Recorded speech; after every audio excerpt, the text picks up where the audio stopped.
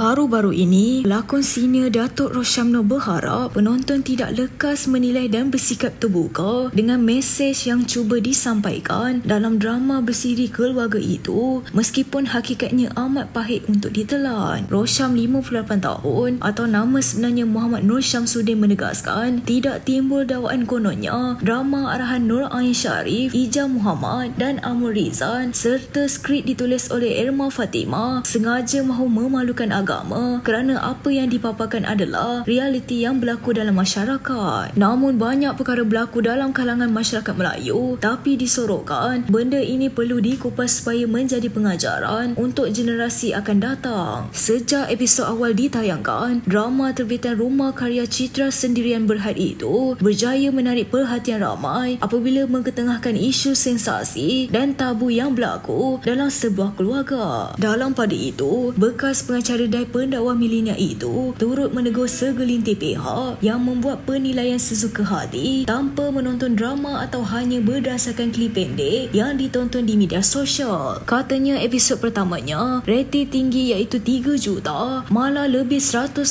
juta tontonan dalam media sosial. Tambah Rosham sebagai pelakon, dia menerima tawaran untuk membawakan watak iman selepas berasa terpanggil untuk memberitahu kepada masyarakat bahawa ada insan teranaya yang tidak diberikan perhatian. Mengulas dakwaan penonton menyamakan mimik mukanya dengan beberapa video viral sebelum ini membabitkan individu terkenal. Malah drama keluarga itu mengisahkan iman seorang tokoh tahfiz yang dihormati walaupun terkenal dengan sifat dermawan dan keteguhan imannya ada rahsia tersembunyi dalam keluarganya. Selain Rosham, drama menghiasi slot Lestari di TV3 yang mula disiarkan sejak 28 Februari lalu itu menampilkan ramai pelakon terkenal antaranya Datin Sri Umi Aida, Izara Aisyah, Putri Balkis, Amir Ahnaf, Fatah Amin, Muaz Zabir, Melissa Campbell dan ramai lagi. Jangan membuat sebarang spekulasi yang boleh mencetuskan kontroversi. Apapun, semoga Rosham terus berjaya dalam kerjaya yang dibina.